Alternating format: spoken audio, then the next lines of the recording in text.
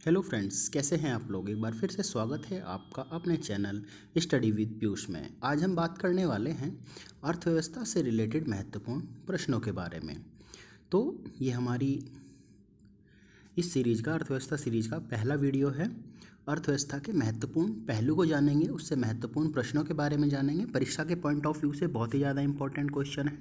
तो चलिए प्रारंभ करते हैं। फर्स्ट क्वेश्चन है, राष्ट्रीय ग्रामीण विकास संस्थान कहाँ अवस्थित है। तो इसका सही आंसर हो जाएगा आपका ऑप्शन नंबर ए, हैदराबाद में। राष्ट्रीय ग्रामीण विकास संस्थान जो है वो हैदराबाद में अवस्थित है। नेक्स्ट क्वेश्चन की ओर चलते हैं। क्वेश्चन नंबर 2 है, निम्न में से कौन सा मानव विकास सूचकांक में शामिल नहीं है। जो मानव का जो विकास होता है उसमें शामिल नहीं है, तो इसका सही आंसर हो जाएगा आपका ऑप्शन नंबर बी, सामाजिक असमानता। ठीक है, प्रति व्यक्ति जो आय होती है वो भी मानव विकास सूचकांक में सम्मिलित होती है, साक्षरता भी होती है और जीवन जो प्रत्याशा होती है वो भी होती है। केवल सामाजिक जो असमानता है वो मानव विकास सूचकांक जो हम जारी करते हैं उसमें शामिल नहीं होता है। नेक्स्ट क्वेश्चन है, क्वेश्चन नंबर 3 है, भारत में ग्रामीण क्षेत्रों में कौन सी बेरोजगारी सर्वाधिक पाई जाती है। तो इसका सही आंसर हो जाएगा आपका ऑप्शन नंबर सी, उपयुक्त दोनों, मौसम बेरोजगारी और अदृश्य बेरोजगारी। देखिए, मौसम बेरोजगारी वो होती है जैसे आपका मौसम बदलता है, बरसात होती है या फिर आप कहिए कि आप अलग अलग खेती करते हैं ना। जैसे आपने खरीफ की फसल हुई और जायद की फसल हुई और आपका रबी की फसल हुई, तो अलग अलग तरह की खेती होती है। तो उसमें और फिर अलग अलग मौसम भी बदलता है, तो जो उसमें जो बेरोजगारी आती है वो मौसमी बेरोजगारी होती है। ठीक है, मौसमी बेरोजगारी और कैसे आएगी उसमें, जैसे कोई आम बेचने वाला है, ठीक है, तो उस टाइम पे उसे आम कहाँ से मिलेंगे, सर्दियों में, वो गर्मियों में आते हैं। या कोई भी ऐसा काम जो गर्मियों में हो सकता है और वो सर्दियों में नहीं हो सकता है, जैसे आइसक्रीम बेचने वाला है, वो सर्दियों में आइसक्रीम नहीं बेच पाता है, तो उसे भी मौसमी बेरोजगारी भी कहते हैं। अदृश्य बेरोजगारी जो छिपी हुई बेरोजगार रहती है, जैसे कृषि होता है। कृषि में क्या होता है कि बहुत सारे लोग क्या होते हैं, आपने देखा होगा कि कृषि आज खेत में काम करने जा रहे हैं, तो काम वहाँ 1 या 2% का है और वहाँ पे पूरा परिवार जा रहा है, तो वो अदृश्य बेरोजगारी है, जिसे हम प्रच्छन्न बेरोजगारी भी बोलते हैं। ठीक है, नेक्स्ट क्वेश्चन की ओर चलते हैं। क्वेश्चन नंबर 4 है, भारतीय अर्थव्यवस्था में उदारीकरण का अग्रदूत किसे कहा जाता है। जो उदारीकरण है उसका अग्रदूत किसे कहा जाता है, तो इसका सही आंसर हो जाएगा आपका option number D, doctor Manmohan Singh को उदारीकरण का अग्रदूत कहा जाता है। उस टाइम पे आपके जो हमारे प्रधानमंत्री थे पीवी नरसिम्हा राव जी थे, उस टाइम पे, और जो मनमोहन सिंह जी थे वो वित्त मंत्री थे। 1992 की बात है ये। तो इन्होंने अर्थव्यवस्था काफ़ी गड़बड़ाई हुई थी, तो ये उदारीकरण के जो अग्रदूत माने जाते हैं डॉक्टर मनमोहन सिंह जी माने जाते हैं। बाकी जब हम डिटेल से पढ़ेंगे अर्थव्यवस्था को तब हम इस चीज़ के बारे में जानेंगे। नेक्स्ट क्वेश्चन की ओर बढ़ते हैं। क्वेश्चन नंबर 5 है, मानव सूचकांक किसने बनाया था। जो मानव सूचकांक है वो किसने बनाया है, इसका सही आंसर हो जाएगा आपका option number A, UNDP. UNDP की फुल फॉर्म क्या होती है, यूनाइटेड नेशनल डेवलपमेंट प्रोग्राम। जो मानव विकास जो मानव सूचकांक है वो किसने बनाया है, UNDP, united national development programme के द्वारा जारी किया जाता है। नेक्स्ट क्वेश्चन की ओर बढ़ते हैं। क्वेश्चन नंबर 6 है, ऐसे अर्थव्यवस्था को क्या कहते हैं जिसका शेष विश्व से कोई संबंध नहीं होता। तो उस अर्थव्यवस्था को हम समृद्ध या बंद अर्थव्यवस्था कहेंगे। मतलब उसका किसी भी, जैसे हमारा देश है, हमारी देश क्या है, खुली अर्थव्यवस्था है, ठीक है, जिसे मुक्त अर्थव्यवस्था कह रहे हैं। तो हम दूसरे देशों से आयात भी करते हैं, निर्यात भी कहते हैं, लेकिन जो शेष विश्व है अगर उससे हमारा कोई संबंध ही ना हो तो उसे बोलेंगे बंद अर्थव्यवस्था। तो इसका सही आंसर हो जाएगा आपका ऑप्शन नंबर बी, बंद अर्थव्यवस्था। नेक्स्ट क्वेश्चन की ओर बढ़ते हैं। क्वेश्चन नंबर 7 है, किसी अर्थव्यवस्था में क्षेत्रों को सार्वजनिक और निजी में किसी आधार पर वर्गीकृत किया जाता है। जो अर्थव्यवस्था में क्षेत्रों को सार्वजनिक और जो निजी के आधार पर वर्गीकृत किया जाता है, किस आधार पर किया जाता है, तो इसका सही आंसर हो जाएगा आपका ऑप्शन नंबर सी, उद्यमों का स्वामित्व। देखिए, जो हमारे क्षेत्र हैं, हमारी जो अर्थव्यवस्था होती है वो 3 तरीके की होती है। एक होती है आपकी सामाजिक अर्थव्यवस्था, ये सार्वजनिक अर्थव्यवस्था, ठीक है, एक पूंजीवादी अर्थव्यवस्था और एक मिश्रित अर्थव्यवस्था। जो मिश्रित अर्थव्यवस्था होती है या ये जो तीनों अर्थव्यवस्था होती हैं, ये जो उद्यमी होते हैं, जो आपका एंटरप्रेनर होता है, जो आपके उद्योग होते हैं, उसके स्वामित्व को देखते हुए इन अर्थव्यवस्था को क्या किया जाता है, डिवाइड किया जाता है। तो यही यहाँ पर पूछा गया है, जो क्षेत्रों का सार्वजनिक और जो निजी हैं उसके किस आधार पर वर्गीकृत किया जाता है, तो उद्यमों का स्वामित्व, उन कंपनियों पर किसका स्वामित्व है। केवल अगर प्राइवेट तो का स्वामित्व है तो उसे बोलेंगे पूंजीवादी अर्थव्यवस्था, मतलब उसमें सरकार का किसी भी तरीके का कोई हस्तक्षेप नहीं है। यदि ये जो अर्थव्यवस्था है उस पर फुल्ली गवर्नमेंट का स्वामित्व है तो उसे बोलेंगे सार्वजनिक। ठीक है। यदि दोनों का, जैसे हमारी अर्थव्यवस्था है, भारत की अर्थव्यवस्था है, वो क्या है, मिश्रित अर्थव्यवस्था है, वहाँ पर सार्वजनिक और निजी दोनों क्षेत्रों का क्या है, स्वामित्व है। तो ये किस आधार पर डिवाइड किया जाता है, उद्यमों का स्वामित्व के आधार पर। ठीक है। नेक्स्ट क्वेश्चन की ओर बढ़ते हैं। क्वेश्चन नंबर 8 है, मानव विकास सूचकांक HDI का आधार क्या होता है। मानव विकास जो सूचकांक होते हैं उसके 3 आधार होते हैं, स्वास्थ्य, शिक्षा और जीवन स्तर। ठीक है। तो इसका सही आंसर हो जाएगा, इसका सही आंसर हो जाएगा आपका डी, स्वास्थ्य, शिक्षा और जीवन स्तर। ठीक है। तो यही है स्वास्थ्य, शिक्षा और जीवन स्तर। ये आपके क्या हैं, इसमें रोजगार नहीं आता है मानव विकास सूचकांक में, स्वास्थ्य, शिक्षा और जीवन स्तर। याद कर लेना, बहुत इंपॉर्टेंट क्वेश्चन है। नेक्स्ट क्वेश्चन की ओर बढ़ते हैं। क्वेश्चन नंबर 9 है, संरचनात्मक बेरोजगारी का कारण क्या है। तो इसका सही आंसर हो जाएगा आपका ऑप्शन नंबर ए, अपर्याप्त उत्पादन क्षमता। अपर्याप्त उत्पादन क्षमता क्या होती है, संरचनात्मक बेरोजगारी होती है। ठीक है। ये अलग अलग बहुत तरीके की बेरोजगारी हैं, धीरे धीरे हम आगे ने अभी यहाँ पर संरचनात्मक के बारे में बता रहे हैं, जैसे और भी बेरोजगारी आएंगी तो उसके थोड़ा सा डिटेल भी मैं बता दूंगा। नेक्स्ट क्वेश्चन की ओर बढ़ते हैं। क्वेश्चन नंबर 10 है, नीति आयोग किसके सर्वेक्षण के आधार पर निर्धनता रेखा के नीचे के लोगों का आकलन करता है। जो नीति आयोग होता है वो किस किस चीज़ के सर्वेक्षण के आधार पर निर्धनता रेखा के नीचे लोगों का आकलन करता है। तो इसका सही आंसर हो जाएगा आपका ऑप्शन नंबर बी, राष्ट्रीय नमूना सर्वेक्षण संगठन। जो किसके आधार पर, जो आपका बेरोजगारी, ठीक है, बेरोजगारी ये किसके आधार पर नीति आयोग जो सर्वेक्षण करता है वो निर्धनता की, लोग गरीब हैं। ठीक है। तो ये किसके नमूने के, NSSO, national sample survey organisation होता है, जिसे हम राष्ट्रीय नमूना सर्वेक्षण संगठन बोलते हैं। इसके आधार पर क्या करता है, नीति आयोग जो है निर्धनता रेखा का निर्धारण करता है। ठीक है। नेक्स्ट क्वेश्चन की ओर बढ़ते हैं। क्वेश्चन नंबर 11 है, राज्य एवं राष्ट्रीय स्तर पर गरीबी का अनुमान लगाने के लिए नीति आयोग किसके सूत्र का प्रयोग करता है। राज्य एवं राष्ट्रीय स्तर पर गरीबी का अनुमान लगाने के लिए तो किसका सूत्र का प्रयोग करता है। तो इसका सही आंसर हो जाएगा आपका ऑप्शन नंबर सी, DT लाकड़वाला। तो अब बात की हमने, जो नीति आयोग है वो किसकी रिपोर्ट के हिसाब से ये बताता है, किसकी रिपोर्ट के अनुसार ये बताता है कि गरीबी का उन्मूलन करता है, वो NSSO, लेकिन वो सूत्र कौन सा है, तो वो है DT लाकड़वाला। ठीक है।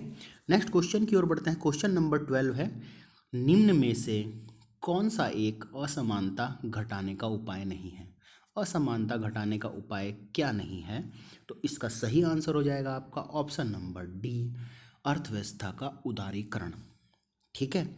उदारीकरण हम प्राइवेटाइजेशन को बोलते हैं। अर्थव्यवस्था का जो प्राइवेटाइजेशन है वो असमानता को नहीं घटा सकता है।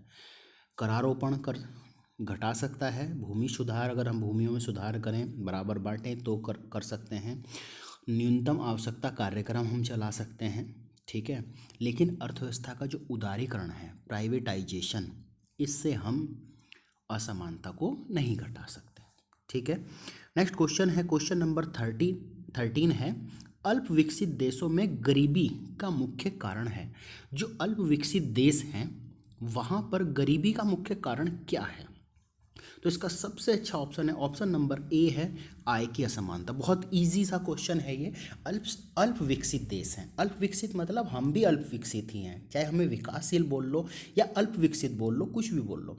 तो जो विकासशील भी देश होते हैं ना, जो विकास कर रहे हैं या अल्प विकसित देश हैं, उनमें जो गरीबी का मुख्य कारण होता है वो आय की असमानता होती है। मतलब जो मिडिल वर्ग के लोग होते हैं, फिर लोअर वर्ग के लोग होते हैं, एक हायर वर्ग के लोग होते हैं, तो वो आय की समानता ही तो है, इसीलिए उसमें गरीबी का सबसे बड़ा कारण यही है।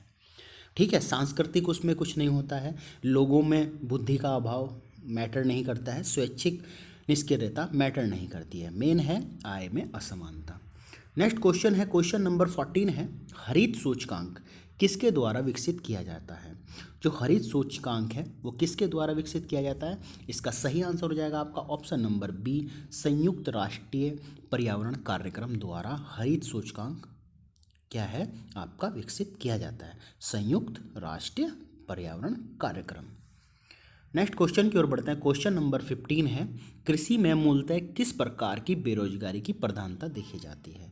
तो मैं आपको ये पहले ही बता चुका हूँ, फर्स्ट या सेकंड क्वेश्चन था, तो इसका सही आंसर हो जाएगा आपका ऑप्शन नंबर सी, अदृश्य बेरोजगारी, जिसे हम प्रच्छन्न बेरोजगारी भी बोलते हैं। ठीक है, तो कृषि में मूलतः अदृश्य या प्रच्छन्न बेरोजगारी देखी जाती है। ठीक है, नेक्स्ट क्वेश्चन की ओर बढ़ते हैं, क्वेश्चन नंबर 16 है, भारतीय अर्थव्यवस्था कैसी है? तो कैसी है भारतीय अर्थव्यवस्था?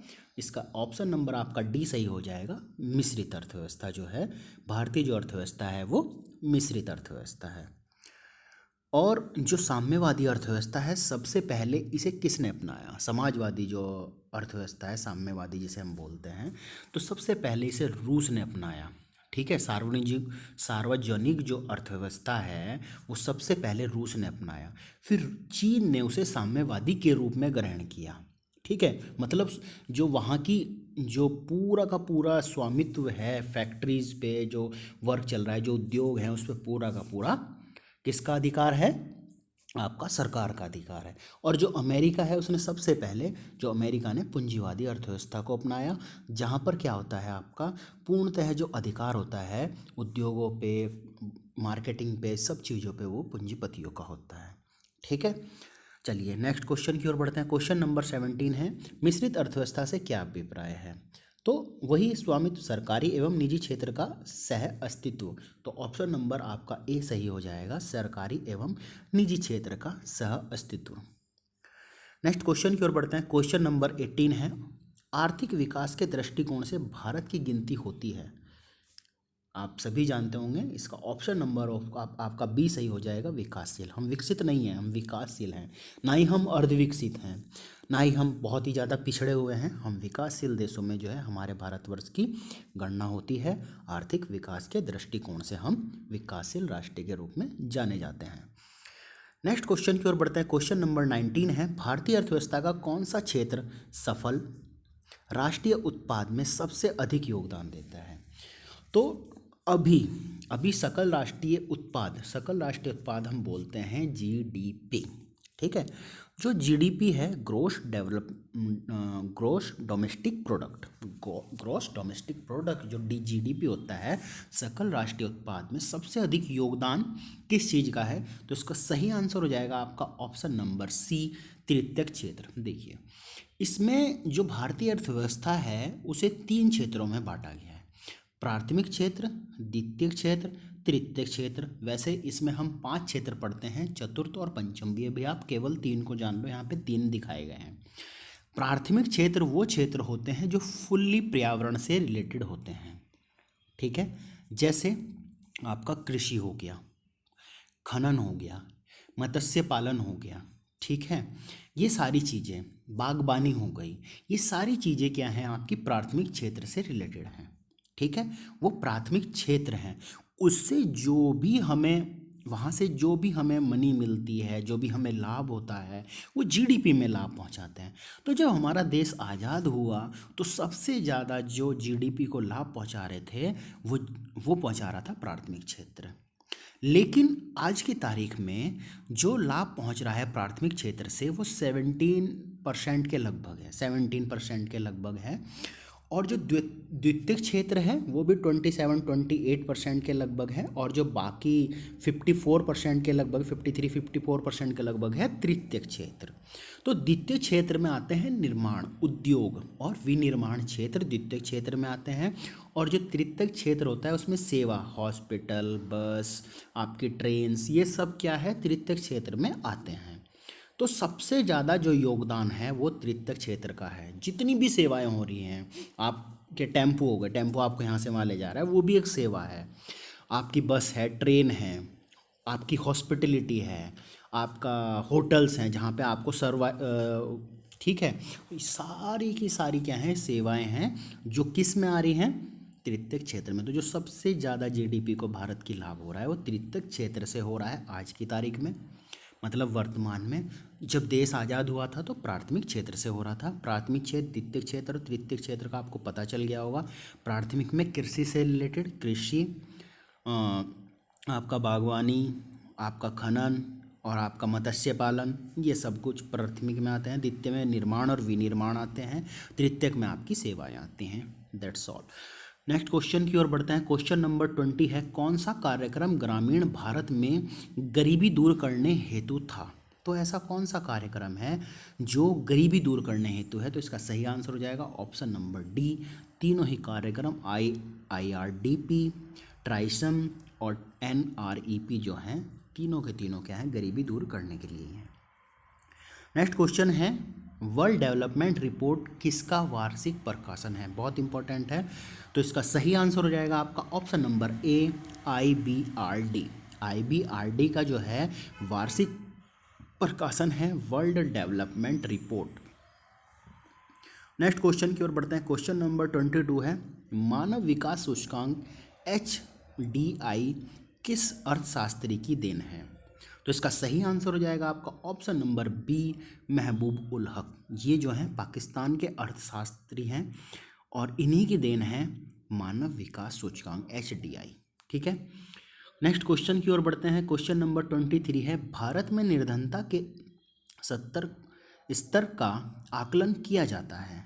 तो जो भारत में निर्धनता हम देख रहे हैं ना, गरीबी, उसका जो स्तर का जो आकलन किया जाता है वो किस आधार पर किया जाता है? तो इसका सही आंसर हो जाएगा आपका ऑप्शन नंबर सी, परिवार के उपभोग व्यय के आधार पर। मतलब जो वो व्यय कर रहे हैं, जो वो खर्च कर रहे हैं ना परिवार, उसके आधार पर हम भारत की निर्धनता स्तर का आकलन करते हैं।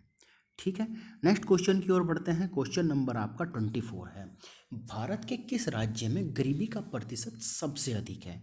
तो इसका सही आंसर हो जाएगा आपका ऑप्शन नंबर डी, ओडिशा। अगर हम प्रतिशत की बात करें, प्रतिशत हम क्या होता है, प्रतिशत मतलब टोटल जितने लोग हैं, है ना, जब उससे हम डिवाइड करेंगे वो प्रतिशत में आ जाता है। 100%, समझ रहे हो, प्रतिशत।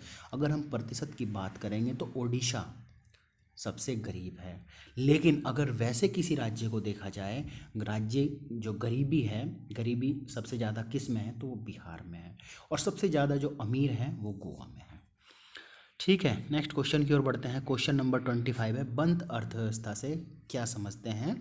तो आयात निर्यात बंद रहेगा। ऑप्शन नंबर ए आपका करेक्ट हो जाएगा। ठीक है, नेक्स्ट क्वेश्चन की ओर बढ़ते हैं। क्वेश्चन नंबर 26 है, निम्न में कौन सा मानव सूचकांक का हिस्सा नहीं है? अब मानव सूचकांक हम किससे करते हैं? प्रति व्यक्ति आय, यस। स्वास्थ्य एवं पोषण, यस। ठीक है, सकल नाम, निवेश दर, जन्म के समय, जीवन प्रत्याशा। तो क्या है, ऑप्शन नंबर आपका हो जाएगा बी, सकल नाम निवेश दर। क्योंकि जीवन प्रत्याशा तो हो रही है ना उसमें, स्वास्थ्य और पोषण हम देख रहे हैं ना, प्रति व्यक्ति आय देख रहे हैं ना, केवल सकल नाम निवेश दर मानव विकास सूचकांक में नहीं आती है। ये हम पहले भी पढ़ चुके हैं, इम्पॉर्टेंट क्वेश्चन है। स्वास्थ्य हो गया आपका, पोषण हो गया, आय हो गई, जीवन प्रत्याशा हो गई। ठीक है, शिक्षा भी आती है, अगर शिक्षा भी कहेगा तो वो आ जाएगा इसमें। ठीक है, नेक्स्ट क्वेश्चन है, क्वेश्चन नंबर 27 है, किस राज्य को अत्यधिक कुपोषण के कारण भारत का इथोपिया कहा जाता है? तो इसका सही आंसर हो जाएगा आपका option number C, Madhya Pradesh. Madhya Pradesh को भारत का इथोपिया कहा जाता है। बहुत ज़्यादा इंपॉर्टेंट क्वेश्चन है, किस राज्य को अत्यधिक कुपोषण के कारण भारत का इथोपिया कहा जाता है? तो वो मध्य प्रदेश है। नेक्स्ट क्वेश्चन है, कौन सा सूचकांक भारत में गरीबी की तीव्रता की माप के लिए सबसे उपयुक्त है? बहुत ज़्यादा इंपॉर्टेंट है। जिसका सही आंसर हो जाएगा ऑप्शन नंबर डी, बहु आवामी गरीबी सूचकांक। ठीक है, तो भारत की गरीबी की तीव्रता की जो माप करता है वो बहु आवामी गरीबी सूचकांक है। ठीक है, तो ये 28 मोस्ट इम्पॉर्टेंट क्वेश्चन थे अर्थव्यवस्था की इस सीरीज में। अगर आप ये सीरीज पूरी अर्थव्यवस्था की देखेंगे तो आपका अर्थव्यवस्था से एक भी क्वेश्चन गलत नहीं होने वाला है। प्रॉपर तरीके से मैंने हर एक क्वेश्चन को समझाया भी है जहाँ समझाने की बात है। तो पूरी अर्थव्यवस्था यहाँ पर थियोरेटिकल भी आपकी कवर हो जाएगी। आशा करता हूँ ये वीडियो आपको पसंद आया होगा। वीडियो पसंद आए तो अपने दोस्तों के साथ में शेयर करें, वीडियो को लाइक करें, चैनल को सब्सक्राइब करें। धन्यवाद।